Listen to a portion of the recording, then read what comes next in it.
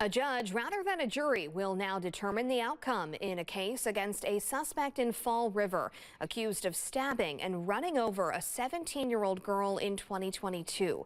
Dylan Lenz is facing charges including first-degree intentional homicide, aggravated battery, and a hit and run.